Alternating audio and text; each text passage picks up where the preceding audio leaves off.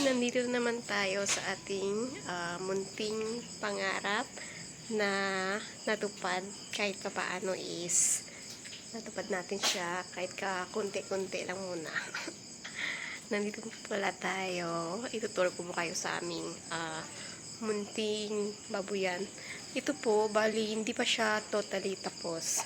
Malaki pa talagang gagastusin natin dito soon.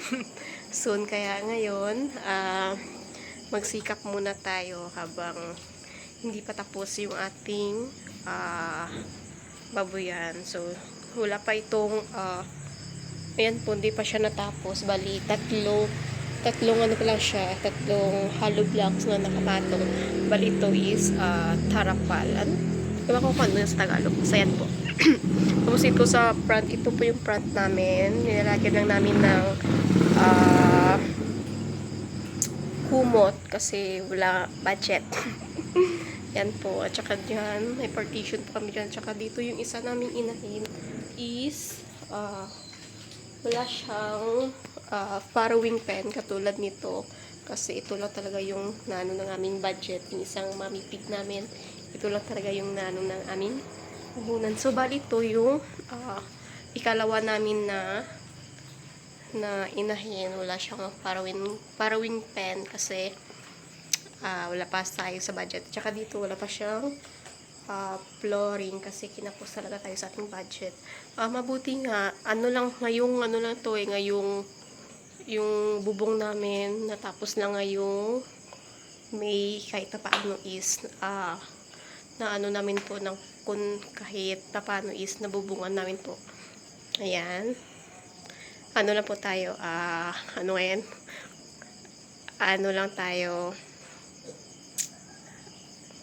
kahit kunti is na ano po natin yung ating baboyan. So, bali, ito po yung aming next project. Next project po namin ito is lalagyan po namin ng farrowing pen. Bali po, dalawa pa dito na farrowing pen. Dito po yung isa, tsaka dito. So, soon kung pera-pera tayo. Yan po, yung ating mga biik is natutulog kasi gabi na dito.